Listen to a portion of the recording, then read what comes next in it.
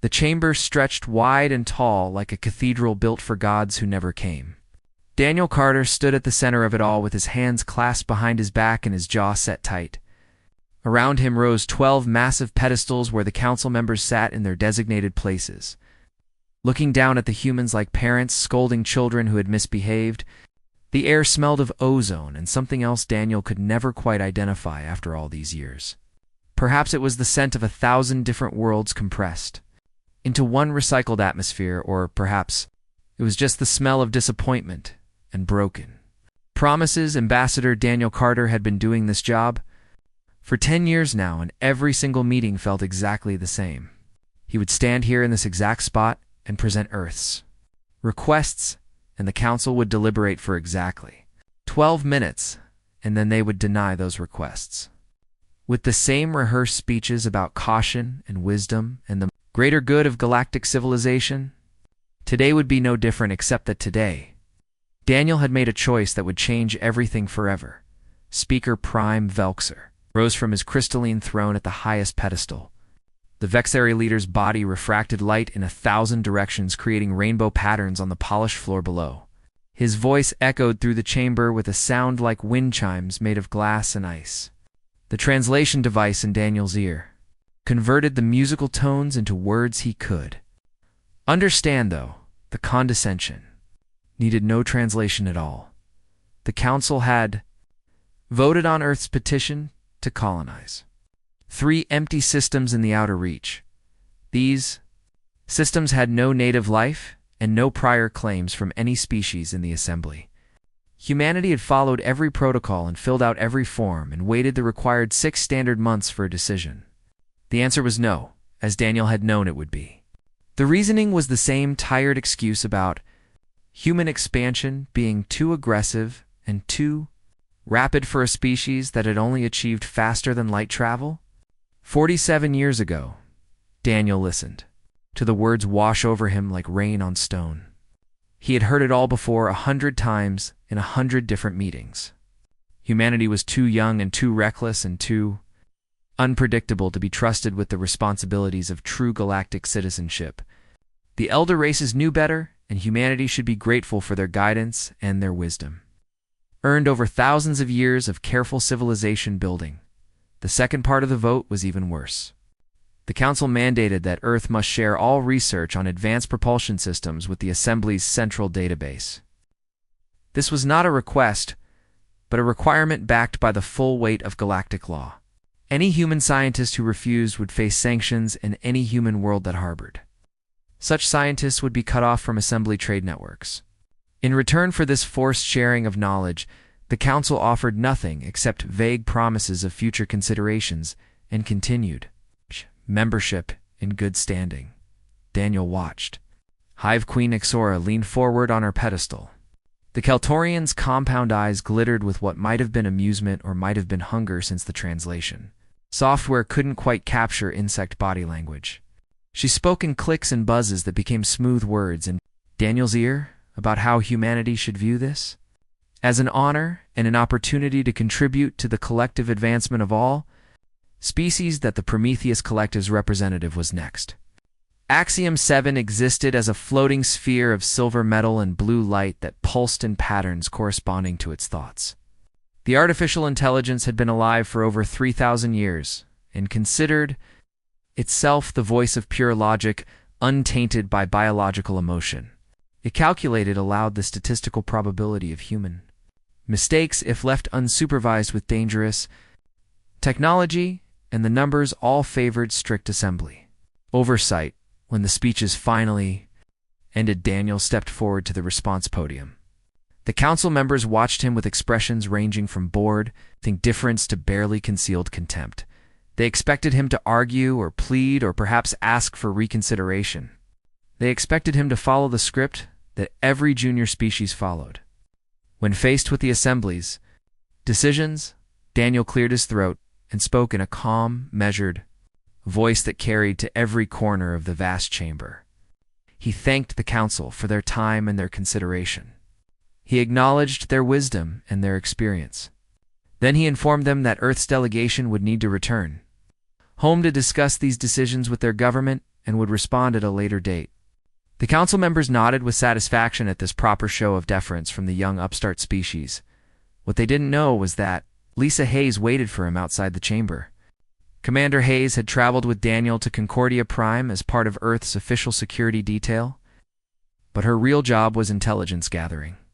She had spent the last 3 months quietly, documenting every slight and every sabotage deal and every blocked humanitarian effort that the Assembly had inflicted on human colonies. They met in a small transport pod that carried them away. From the Assembly complex toward the Human Embassy District, Lisa handed Daniel a data tablet without saying a word. The information on that screen told a story that Daniel had suspected, but never been able to prove until now. The Assembly hadn't just been denying human requests out of caution. They had been actively working to keep humanity weak and dependent. Human colony ships had been mysteriously delayed in Assembly space, while their flight plans were verified over and over again.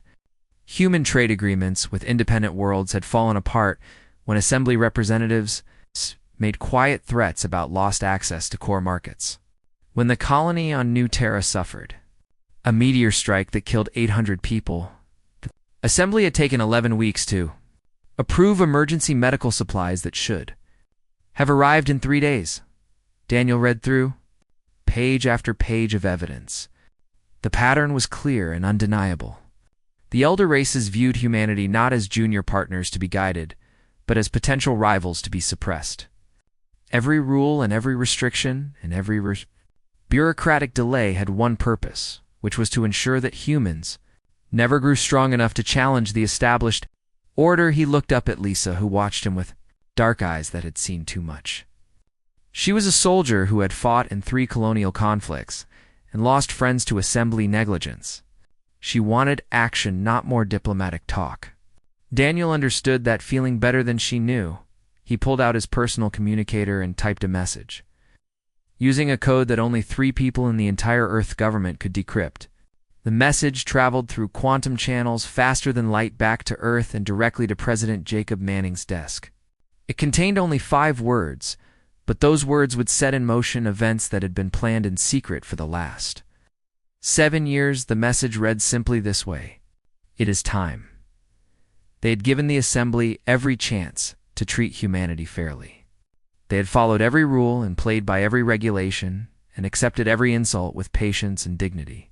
Now that patience had run out, now it was time for humanity to show the galaxy what they were really capable of. When the chains finally came off, Daniel looked out the transport window at the gleaming towers of Concordia Prime. This world represented everything the Assembly claimed to stand for, with its perfect order and its ancient wisdom and its 1,000 years of peace. But that peace had been bought at the price of freedom for species like humanity, who dared to dream of something more.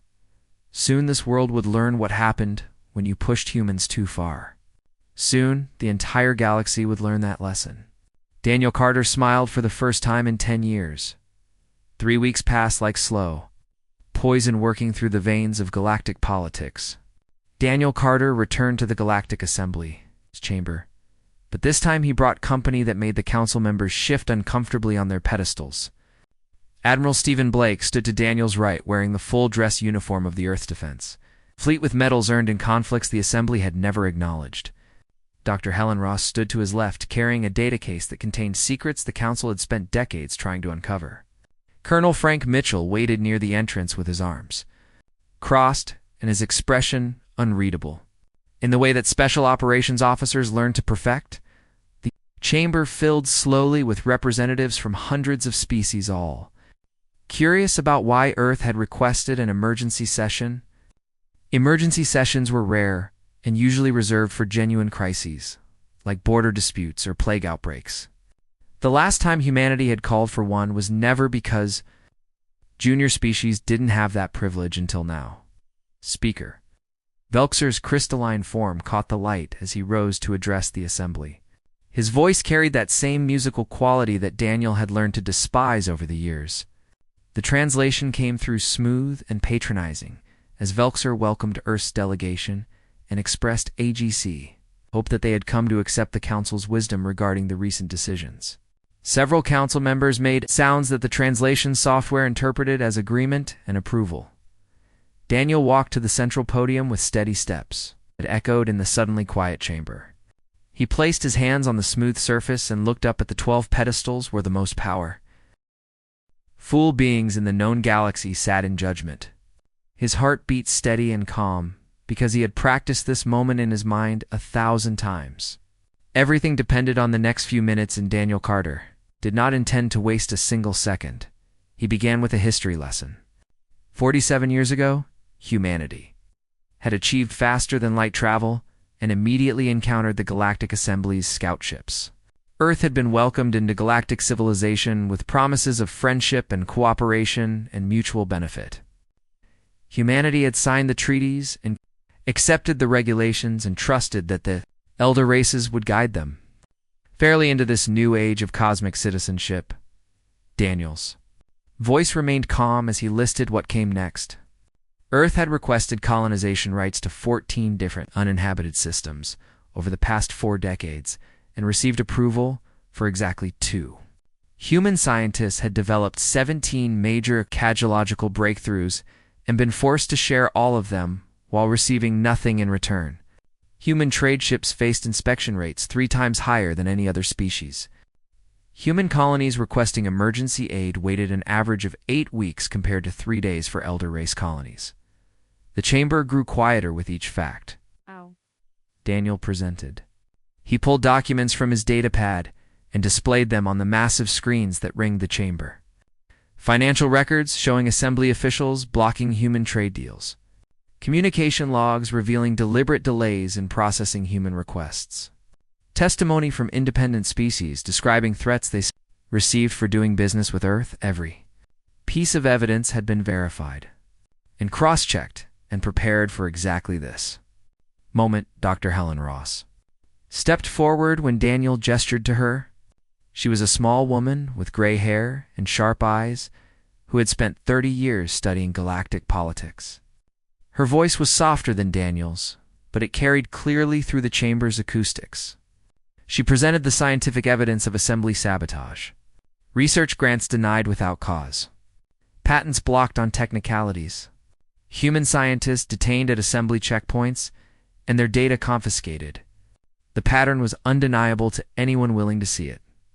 Admiral Blake spoke next, and his voice had the hard edge of a man who had watched good people die because of bureaucratic games.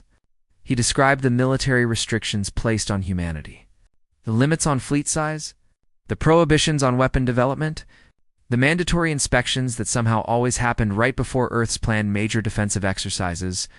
He showed footage of human colony ships being harassed by assembly enforcement vessels while smugglers from elder races passed through the same space without inspection. Colonel Mitchell added his report about intelligence operations. The assembly had been spying on human worlds for decades using methods that violated their own laws. They had infiltrated Earth's government and military and research institutions. They had stolen data and sabotaged projects and spread false information to turn other species against humanity. All of this while claiming to be humanity's wise and benevolent guides. Daniel returned to the podium as the evidence finished playing on the screens. The chamber was absolutely silent now. Even the usual background noise of translation devices and shuffling bodies had stopped. Every representative in the massive room understood that something unprecedented was happening. Daniel spoke clearly and without emotion. Effective immediately, the United Earth government was withdrawing from the Galactic Assembly. All treaties were void. All agreements were canceled. All regulations were rejected. Earth and her colonies would no longer operate under Assembly jurisdiction or recognize Assembly authority. Humanity was declaring independence from a system that had proven itself corrupt and oppressive and fundamentally unjust. The silence shattered like glass hitting concrete. Speaker Velxer's voice rose above the chaos, demanding that Earth reconsider this reckless action. Hive Queen Nexira screeched about violated treaties and broken oaths. Axiom 7 began calculating aloud the probability of human survival outside assembly protection, and the numbers were not encouraging. Representatives from dozens of species shouted questions and accusations. and threats all at once, creating a wall of noise that threatened to overwhelm the translation. Systems. Daniel waited for the noise to die down. When it didn't, he simply continued speaking and let his voice cut through the chaos. He thanked the assembly for teaching humanity an important lesson about power and politics and the true nature of galactic civilization. He expressed regret that cooperation had proven impossible, but noted that the responsibility for this failure lay entirely with the elder races who had chosen oppression over partnership. Then came the words that would be remembered for centuries. Daniel looked directly at Speaker Velxer and spoke with absolute conviction. We came to you in friendship, and you gave us contempt. We followed your rules, and you changed them to keep us weak. We sought equality, and you offered only servitude. Humanity chooses freedom over your version of peace. We will no longer accept laws designed to cage us. We will no longer bow to beings who view us as lesser. The age of human submission ends today. Admiral Blake activated a device on his wrist. Across the galaxy and every system where humans lived or worked or visited, a signal began broadcasting simultaneously. The message was simple and clear. Protocol Liberty is active. Come home. Every human ship received it. Every human colony heard it. Every human scientist and soldier and diplomat and trader got the same 3 words followed by the same orders. The assembly representatives realized what they were hearing. This wasn't just a diplomatic withdrawal. This was a complete evacuation. Humanity was pulling out of assembly space entirely. Every human presence in their territory was leaving at the same moment in a coordinated operation that must have taken years to plan. Speaker Velxer demanded that Earth halt this action immediately. Daniel smiled, and it was not a pleasant expression. He informed the Council that Earth's delegation would be departing Concordia Prime within the hour. He suggested that the Assembly not attempt to stop them or any other human vessels. He did not explain why, but the warning in his voice was clear enough. Daniel turned and walked toward the exit with his team following close behind. The representatives shouted after them with threats and promises and desperate pleas for reconsideration. None of it mattered anymore. The decision had been made years ago, and today was simply the day it became real. As they left the chamber, Daniel heard Axiom 7's mechanical voice cutting through the noise. The artificial intelligence was recalculating its predictions based on new data. The probability of human survival had just increased dramatically. The probability of assembly stability had dropped to concerning levels. Something fundamental had shifted in the galactic balance of power. Daniel Carter stepped out of the assembly complex into the bright sunlight of Concordia Prime and breathed deeply. The air tasted like freedom. Behind him, the old order was beginning to crumble. Ahead of him, humanity's future waited to be written. It was going to be one hell of a story. Captain Nicole Grant stood on the bridge of the Eds, valor, and watched her tactical display light up with contacts. 73 human ships were converging on Concordia Prime from every direction, and each one carried civilians who had been working or living or studying in assembly territory. Her ship was the largest in the evacuation fleet, and that meant she was responsible for coordinating everything. The weight of 50,000 lives pressed down on her shoulders like physical force, but Nicole had been preparing for this moment for 3 years, and she was ready. The Valor was a heavy carrier that the assembly believed was used for cargo transport and civilian protection. What the assembly didn't know was that every human ship they had inspected over the last decade had been hiding something. The Valor's cargo holds contained enough weapons to outfit a battle group. Her engines were capable of speeds that would make Vexari engineers weep with envy. Her hull was reinforced with materials that Earth's scientists had developed in secret labs hidden in asteroid fields far from assembly sensors. Nicole's first officer was a man named Peter Kane, who had served with her for 8 years. He stood at the navigation console running calculations and double-checking flight paths while sweat beaded on his forehead. The evacuation window was tight and getting tighter. Every minute they stayed in assembly space was another minute something could go wrong. Peter looked up and caught Nicole's eye and nodded once. The The fleet was ready to move. The communications officer reported incoming messages from the human delegation leaving the assembly complex. Ambassador Daniel Carter's shuttle was lifting off right on schedule. Admiral Blake's security team had already secured the embassy district. Dr. Helen Ross's research vessel had finished loading the last of humanity's scientific data. Everything was proceeding exactly according to the plan that had been refined and practiced, prepared for this exact scenario. Nicole gave the order, and 73 ships began moving as one. The assembly's traffic control started screaming at them about unauthorized flight plans and violated protocols. Nicole ignored every message. Her ship and every other vessel in the fleet had one job, which was to get every human out of assembly space alive. Traffic regulations didn't matter anymore. Assembly authority didn't matter anymore. The only thing that mattered was getting home. The first sign of real trouble came. 12 minutes later, when the Vextheri enforcement fleet appeared on sensors. 15 heavy cruisers dropped out of faster-than-light travel directly in the path of 3 human cargo haulers at the edge of the Sigma Draconis system. The Vextheri commander broadcast a demand for immediate surrender in compliance with assembly regulations. The cargo haulers would be boarded and inspected, and their crews be detained pending investigation of illegal activities. Nicole watched her screen as the situation unfolded 3 light-years away. The cargo haulers were commanded by Captain Raymond Cole, who had a reputation for being calm under pressure. Raymond's voice came through on the fleet communication channel, sounding exactly as relaxed as if he was ordering coffee. He informed the Vextheri that his ships were leaving assembly space and requested they move aside. The Vextheri commander responded with threats of force. What happened next would be talked about in military academies for the next 100 years. The 3 cargo haulers activated systems that the assembly had never suspected existed. Their hulls split open to reveal weapon batteries. Their engines flared with power that shouldn't have been possible.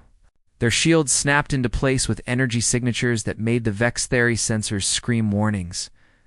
In less than 30 seconds, the cargo ships had transformed into full combat vessels. Raymond. Cole's voice came through again, still calm and pleasant. He informed the Vextheri commander that humanity was leaving and asked politely that they not make this ugly. The Vextheri response was to open fire with every weapon they had. Crystalline energy beams lanced across space and struck human shields and simply vanished like rain hitting force fields. Designed by people who understood physics better than the elder races wanted to admit, the human ships returned fire with precision that spoke of years of secret training. They didn't aim to destroy. They aimed to disable. The Vextheri engines went dark. Vextheri weapon systems overloaded. Vextheri shields collapsed under the impact of weapons that manipulated space itself in ways the assembly had declared too dangerous for any species to develop. Within 4 minutes, all 15 Vextheri cruisers were drifting helpless in space. With their crews alive but their ships completely dead, Raymond Cole broadcast one more message before his ships jumped to faster-than-light speeds that left the Vextheri sensors struggling to track them. He apologized for the inconvenience and suggested the assembly think carefully before trying to stop any more human vessels. Then he was gone, and the Vextheri were left floating in the dark, wondering what had just happened. Nicole felt something like pride, mixed with relief as she watched the tactical display. The first test had come, and humanity had passed it decisively. She knew that similar encounters were happening across the galaxy. As human ships broke through assembly blockades and checkpoints, each confrontation ended the same way, with assembly forces disabled but alive, and human vessels disappearing into faster-than-light travel that the elder races couldn't match. Dr. Helen Ross sent a message from her science vessel that made Nicole smile. The research ship had just finished the last data transfer from humanity's hidden laboratories. Every piece of advanced technology that Earth had developed in secret was now safely stored and backed up. The assembly would never get their hands on human innovations again. The knowledge that humanity had been forced to share for decades was about to become worthless as Earth leaped ahead with developments the elder races couldn't even imagine. The Valor reached the edge of assembly space with her fleet intact. Every ship reported and Every human civilian was accounted for. 0 casualties. 0 ships lost. The evacuation that the assembly had probably assumed would be chaotic and desperate had been executed with military precision. Nicole allowed herself a moment of satisfaction before focusing on the next phase. Her communication officer looked up with wide eyes. A message was coming through on every frequency from Earth itself. President Jacob Manning was about to address not just humanity but the entire galaxy. Nicole ordered it put on the main screen. Every human ship in the fleet would be watching this. Every assembly world would hear it. This was the moment when Earth made its position absolutely clear. President Manning appeared on screen looking calm and confident. He was an older man with gray hair and steady eyes who had spent his entire political career preparing for this day. He spoke in simple, clear language that the translation software would have no trouble converting for alien ears. He thanked humanity's people for their patience and their courage. He acknowledged the difficulty of leaving behind lives and homes in assembly space. Then he addressed the galaxy at large. Manning's words were chosen carefully. Earth had sought partnership with the Galactic Assembly. They had hoped for cooperation and mutual growth. Instead, they found oppression and contempt and systematic suppression. The elder races had treated humanity not as equals, but as children to be controlled. They had taken human knowledge and given nothing back. They had blocked human growth at every opportunity. They had proven themselves unworthy of trust or respect. Therefore, humanity was done with the assembly. Earth and her colonies would chart their own path forward. They would explore space without asking permission. They would develop technology without sharing it with those who would only use it to maintain their dominance. They would trade with whoever wished to trade fairly. They would defend themselves against any who threatened them. The age of human submission was over. The age of human independence had begun. Manning's final words rang out across the stars. Humanity had learned valuable lessons from the assembly. They had learned that power without justice was tyranny. They had learned that age without wisdom was just stubbornness. They had learned that sometimes the only way to gain respect was to take it. The galaxy could accept this new reality or resist it. Either way, humanity was moving forward with or without anyone's approval. The transmission ended, and Nicole stood in silence for a moment. Around her, the bridge crew looked at each other with expressions mixing excitement and nervousness. They had just witnessed their species declare independence from the most powerful organization in the galaxy. There was no going back now. The only path was forward into whatever future humanity would build for itself. Nicole gave the order to jump to faster-than-light speed. The Valor and her fleet disappeared from assembly sensors heading for human space. Behind them, they left a galaxy that would never be the same. Ahead of them waited freedom and all the dangers and opportunities that came with it. Captain Nicole Grant smiled as her ship raced through the stars. Humanity was finally free to become whatever it was meant to be. Speaker. Velxer stood in the emergency council chamber and felt something he had not experienced in 300 years of life.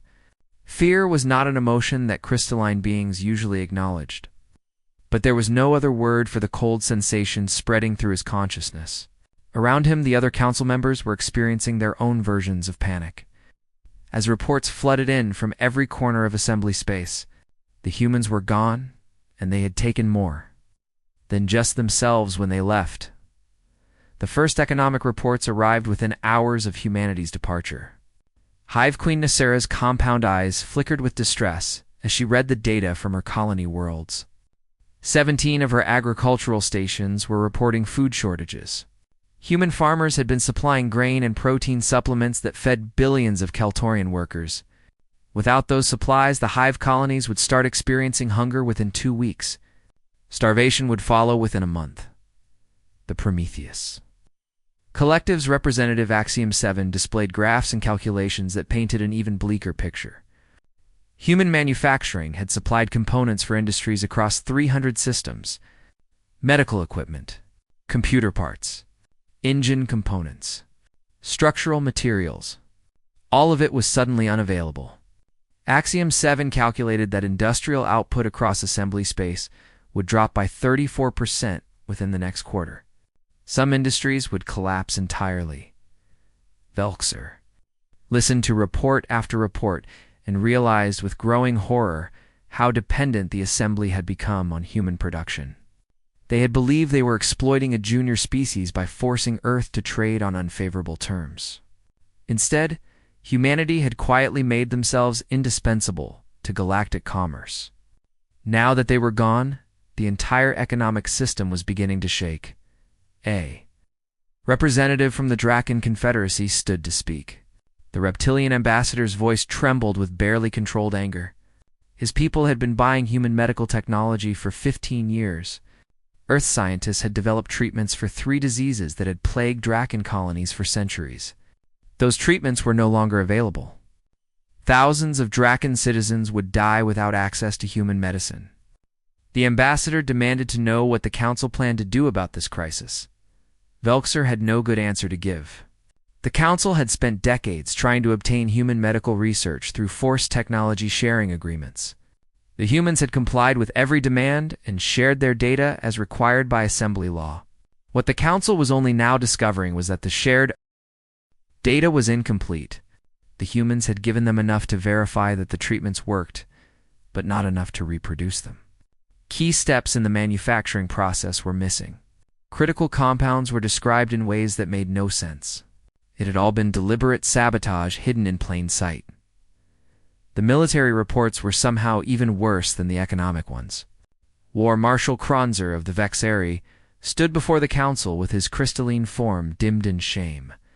His enforcement fleet had attempted to stop human vessels at multiple locations across assembly space. Every single engagement had ended in disaster. Not disaster in terms of lives lost because the humans had been careful not to kill anyone. Disaster because the Vexeri military had been proven completely ineffective against human technology. Kronzer displayed footage from the Sigma Draconis incident. The council watched in silence as human cargo ships transformed into warships in seconds. They watched Vexeri weapons fail against human shields. They watched their own cruisers disabled with almost contemptuous ease. The humans had been hiding military capabilities that surpassed anything the elder races possessed. Every inspection and every restriction had been rendered meaningless by human deception. Colonel Frank Mitchell had left something behind before. Departing Concordia Prime. A data package. Addressed to the council and encrypted with codes that took assembly computers. 6 hours to break. When they finally opened it, they found a complete analysis of human military strength written, specifically to terrify anyone who read it.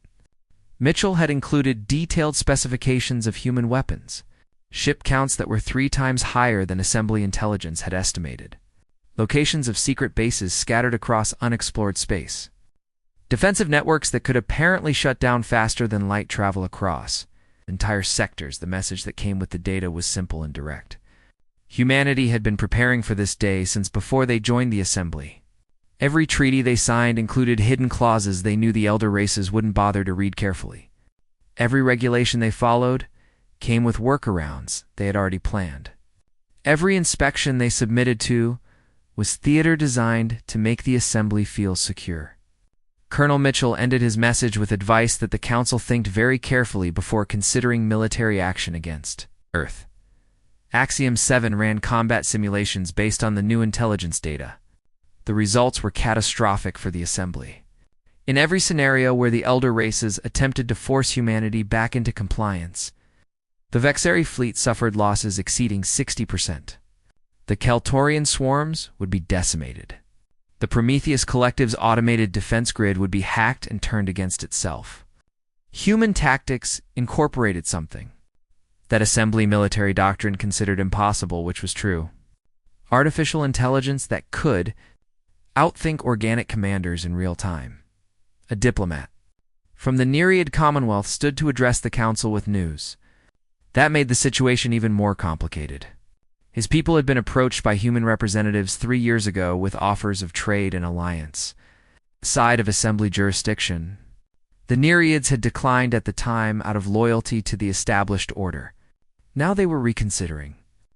Other species were reconsidering too. The human exodus had sparked questions across the galaxy about whether the assembly truly serve the interests of all its members. Velxer felt his carefully constructed world crumbling around him. The Galactic Assembly had maintained peace and order for over 1,000 years. Through a combination of wisdom and overwhelming force, the elder races had earned their positions of leadership through age and experience. Junior species like humanity were supposed to be grateful for guidance and protection. That was how the system worked. That was how it had always worked. Except now, it wasn't working anymore. A species barely 50 years into space travel had just walked away from the most powerful organization in the galaxy, and there was nothing the Assembly could do to stop them. Worse than that, humanity had exposed fundamental weaknesses in the entire system. They had proven that the Emperor had no clothes, and now everyone was starting to notice. Reports came in of other species making quiet inquiries about the terms of their own Assembly membership. The Serati clans wanted to know if they could renegotiate their expansion limits. The Meridian Collective was questioning why they had to share all their research when the elder races kept their most advanced technology secret. A dozen minor species were asking why the council seats were reserved for the same 5 races that had held them for centuries. Dr. Patricia Lane had been Earth's ambassador to the Draken Confederacy before the Exodus. She sent a message to the council that appeared on every screen in the chamber simultaneously. She informed them that 17 species had already approached humanity about forming a new alliance. This alliance would operate on principles of genuine equality and mutual benefit. Every member would have an equal vote, regardless of age or size. Technology sharing would be voluntary, not mandatory. Expansion would be limited only by what each species could reasonably colonize and defend. The proposed name for this new organization was the Free Worlds Union, and its founding charter read like an accusation against everything the Galactic Assembly represented. Patricia offered the council an opportunity to join as equals if they were willing to surrender their special privileges. She did not sound optimistic about their chances of accepting Velxer. Looked around at his fellow council members and saw the same realization on every face. They had made a catastrophic miscalculation. They had assumed that youth meant weakness and that following orders meant acceptance. They had believed their own propaganda about the wisdom of the elder races and the necessity of strict control. They had pushed humanity too far, and now they were paying the price for their arrogance. Hive. Queen Nexora spoke first, breaking the heavy silence. She suggested that perhaps the council could offer concessions to bring humanity back into the fold. Remove some restrictions. Grant more colonization rights. Acknowledge that mistakes had been made.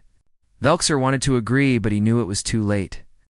Humanity wasn't interested in concessions anymore.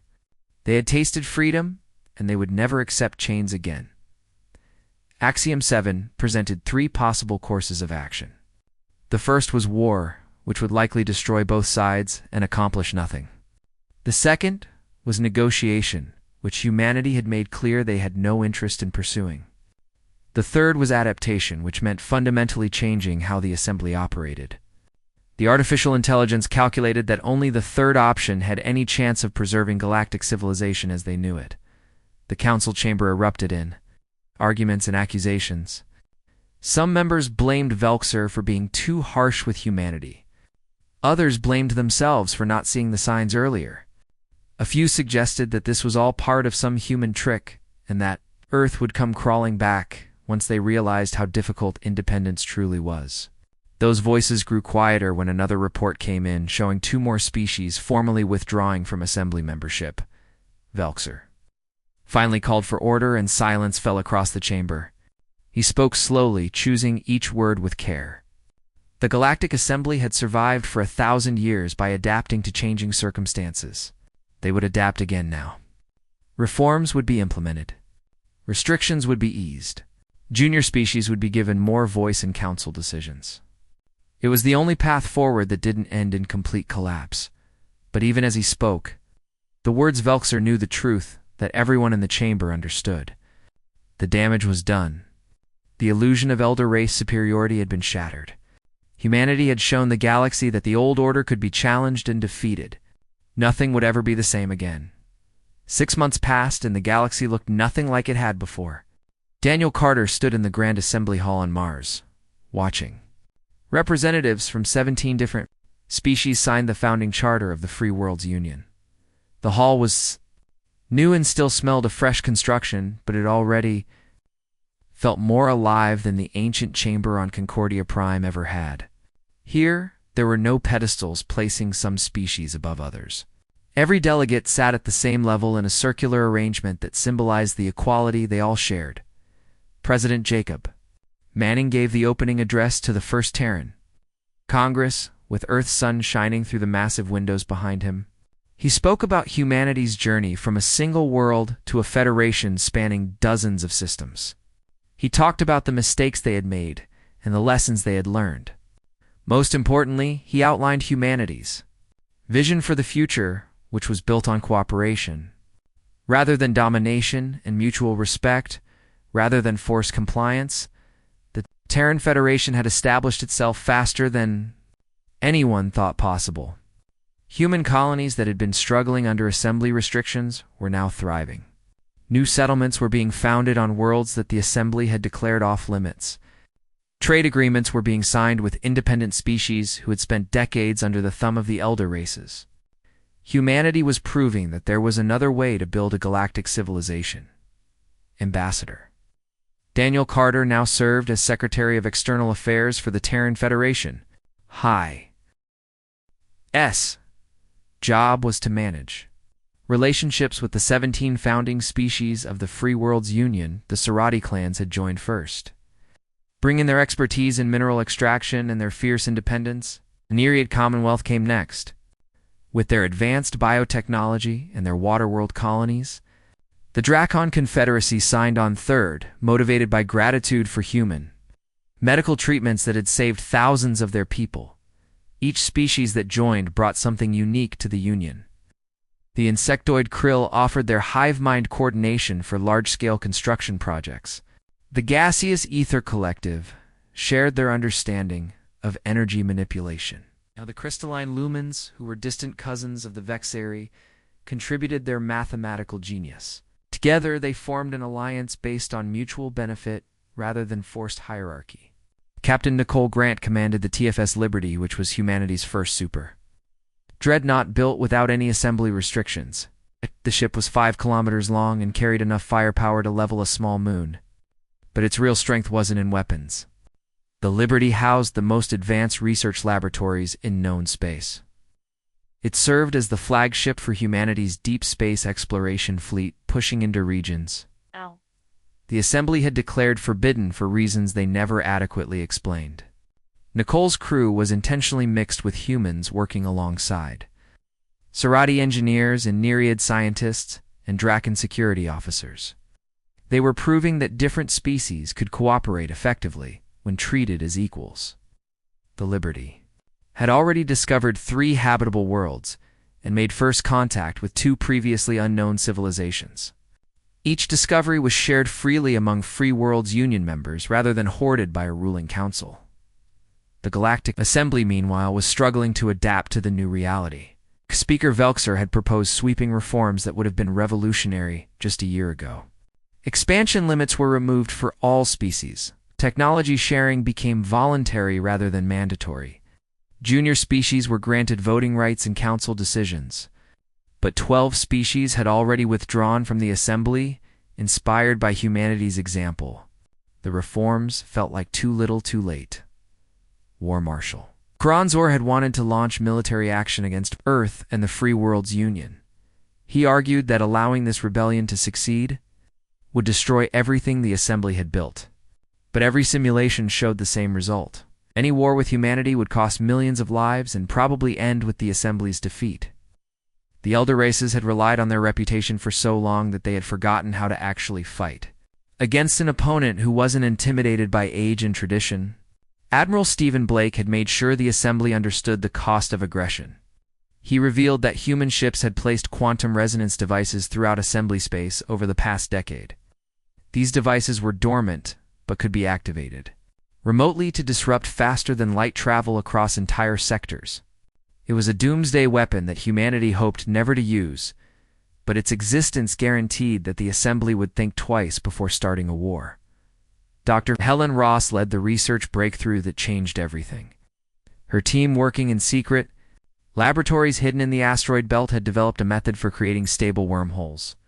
These weren't the temporary rifts used for faster-than-light travel, but permanent gates that allowed instantaneous transportation across galactic distances.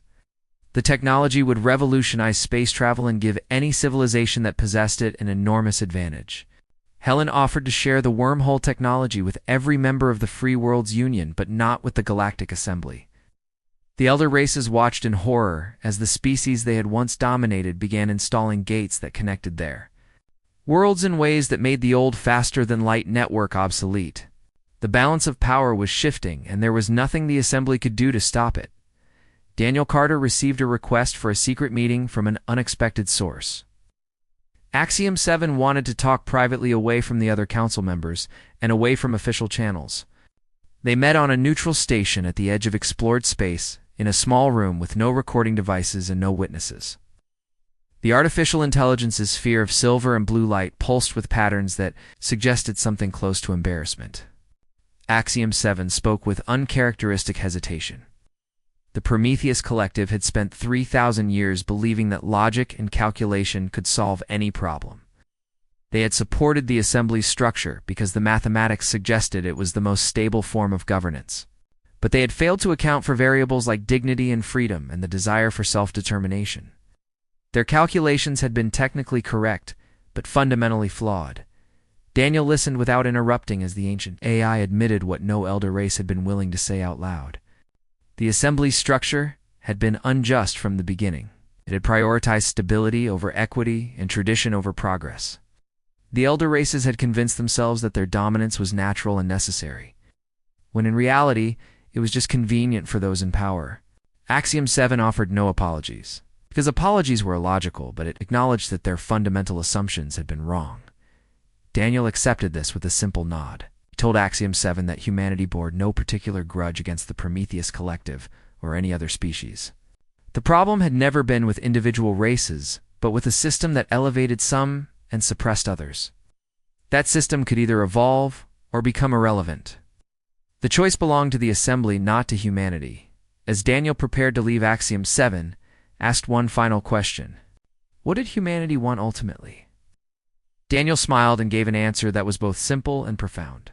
Humanity wanted what every sapient being deserved, which was the freedom to reach their full potential without artificial limits imposed by others. They wanted to explore and create and grow without asking permission from self-appointed guardians. They wanted to be judged by their actions rather than their age or origin. They wanted exactly what the Assembly had promised but never delivered, which was a true partnership among equals.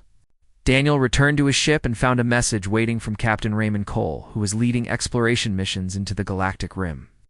Raymond's team had discovered something extraordinary in a nebula that the Assembly had marked as off-limits centuries ago. They had found ruins of an ancient civilization that predated even the eldest Assembly species. The ruins contained records and technology that told a troubling story. This ancient race had built an empire based on the same principles as the Galactic Assembly. They divided species into elder and junior categories. They had restricted development to maintain stability. It believed their system would last forever. Instead, it had collapsed catastrophically when the suppressed species finally rebelled. The ruins were all that remained of a civilization that had destroyed itself through arrogance and inflexibility. Daniel shared this discovery with President Manning, who decided it should be made public. The story of the ancient empire served as both a warning and a lesson. Every civilization faced a choice between growth and stagnation, between equality and hierarchy, between freedom and control. The Galactic Assembly was facing that choice right now, and their decision would determine whether they survived or joined the ancient ruins as a cautionary tale. President Manning gave one final address that was broadcast across both the Free Worlds Union and the Galactic Assembly. He spoke about humanity's philosophy, which had been forged through centuries of struggle on Earth and refined through decades of experience in space.